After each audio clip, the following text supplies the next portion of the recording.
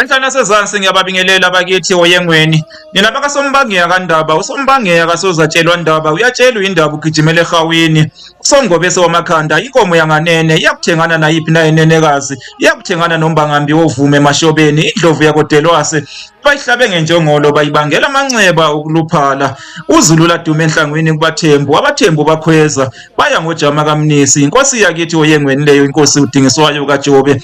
Ngikithi oyengweni namhlanje banguni abahle, ngethemba nisaphila. Ngizochaza ngizonilandisa ngesidumo sakithi oyengweni, lapho kwasala khona amadodana enkosi yakithi oyengweni, inkosi uJobe kaKhayi. Nina bezulu eliphezulu, kukhulunywa ngoyengo ke nina besilo, kusuke kukhulunywa ngomunye wemizi yenkosi uJobe owawakhe khona kwesakamthethwa. Omunye umuzi wenkosi uJobe wawubizwa ngokuthi kusebayungwini, okusho ukuthi kusebalungwini. Kwazise phela abathethwa bayathefuya nina bezulu eliphezulu. Ebayungwini ke nina besilo kuyilapho ke kwakubusela khona inkosi yakithi oyengweni, inkosi uJobe. Kanti oyengweni kwakuhlala amadodana ayo inkosi uJobe.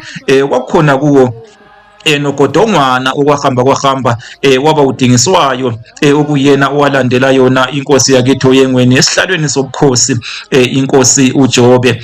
Ugodongwane ke walandela yona, wabusa ke esengudingiswayo, eseguquke igama nina bezulu eliphezulu.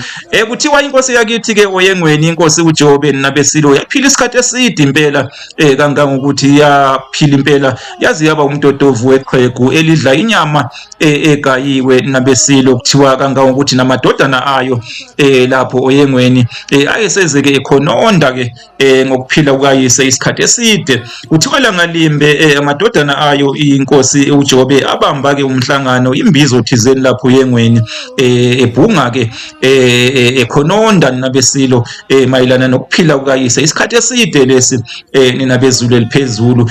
Kuthiwa ke kuleyo mbizo leyo, lo mhlangano loyo, umuntu wayehamba phambili kwakuyena ke ugodongwana.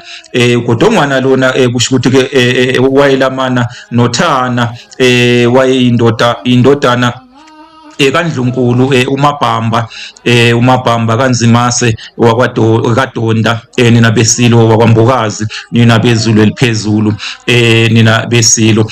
Kuthiwa babhunga nje, kanti kukhona wayibalalele kwakungenye yezinduna ke zakhona ke kwaMthethwa, uNodunga kaMakhanya wakwamthethwa ke isibongo.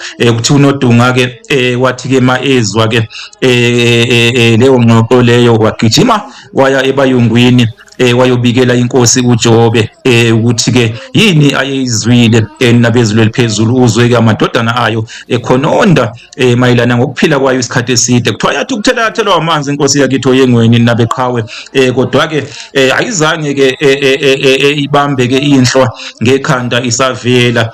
Kuthiwa yaqhamuka ke nesu, isuke lokubashaya ngemfe iphindiwe ke amadodana ayo asoyengweni. Kuthiwa ke yathumela ke isigijimi lena oyengweni sayobabikela ukuthi ke ngelanga elithize ke yayizoqhamuka ke izobeka inkosi, noma izokhomba ke inkosana eyayizoyilandela ke uma ngabe yona isikhotheme. Kuthiwa yacikelela impela inkosi uJobe kuleso sigijimi, yathi wenze sure ukuthi uyabatshela ukuthi baphelele bonke oyengweni, ngoba ngizofika ngosuku lokuthi sengizokhomba ke ukuthi ubani ke oyolandela mina uma ngabe sengikhotheme. Nina bezulu eliphezulu sagijima ke leso sigijimi nina besilo, saphikelela khona oyengweni sayobabikela nina beqhawe. Kuthiwa lafika ke usuku nina bezulu eliphezulu, kwahlatshwa ke neinkabi, kwafinywa ngendololwane, kwakuhle kanje. Kuthiwa yaqhamuka ke yona inkosi yakithi oyengweni, inkosi uJobe, ihamba namabutho nina bezulu eliphezulu. Kodwa ke impangele ayizange usole umqhakazo lapho emadodaneni ke inkosi uJobe, ngoba phela kwakujwayelekile ukuthi ke uma ngabe inkosi izokhomba ke inkosana ezokuphepha iqine nina bezulu eliphezulu. Ngakho ke awazange asole amadodana enkosi uJobe. Kwakhona kona ugodongwana, kuthiwa yafika sokuhwalala, sokuqala nje ukuhwalala nina besilo. Kuthiwa kwathi sekuphele nje isikhathi esincane, kuthiwa yasukuma kaCakamathe inkosi yakithi oyengweni inkosi uJobe, okwakuwuphawu ke manje lokuthi ke amabutho ke abahlasele abangenele ngomkhonto abathunge ke ngomkhonto lamadodana la enkosi uJobe. Kuthiwa sukuma impela kwasuka isidumo lapho ke oyengweni kwazwa ke amadodana enkosi uJobe iningi lawo kasala enkundleni noThana ke naye umne wabo kaDingiswayo indodana kaMambokazi yasala enkundleni nayo. uGodongwana wayengakabi ngudingiswayo ngaleso sikhathi wathi ma eqa uThango ethi uyajomba amciba amabutho wagwazeka kodwa ke waqhubeka ebaleka umkhonto unamathele ke emzimbeni ingakho ke ebongwa ngokuthi uyimpunzi evuke nomkhonto emawonzi. Indlovu yakoDelwasi abayihlabe ngenjongolo bayibangela amanxeba okuluphala kusokushiwo sona leso sigameko sakithi oyengweni isigameko sesidumo sakithi oyengweni kuthiwa wabaleka ke uGodongwana waze ke wayofika enkosini yakithi eMachubeni inkosi uDlaba nina beqhawe kuthiwa ke kuyilapho ke abamkhumula khona umkhonto nina bezulu eliphezulu kuthiwa wagcina ke edlulile ephikelele ke enkosini uBhungane emahlutshini. Kuyilapho ke afike ke ahlala khona kwaze kwaba isikhathi lapho ke ezwa khona ukuthi inkosi uyise usekhotheme. Kuthiwa ke emahlutshini kuthiwa ke ila ke aphekwa khona eNabesilo wafundiswa ke ngayo yonke ke imininingwane yokubusa izwe waqiniswa ke nangeintelezi kwazise phela inkosi uBhungane kuthiwa yayinhle kakhulu lapha emakhathakhatheni nina beqhawe wagcina ke ezwile ke uGodongwana ukuthi uyise wayengasekho emhlabeni wagcina ke elangazelele ukuphindela lena kwela kubo kwaMthethwa. Ngempela ke inkosi uBhungane yamvumela waphindela khona kwela kubo kwaMthethwa. Kuthiwa esendleleni wahlangana namaphuthukezi amaphuthukezi la angazi noma emabili yini yena wayesekanye nezinsizwa zakwaSibisi oBovungana nina Besilo kuthiwa abagcina ke bewahlanganyele ke lamaphuthukezi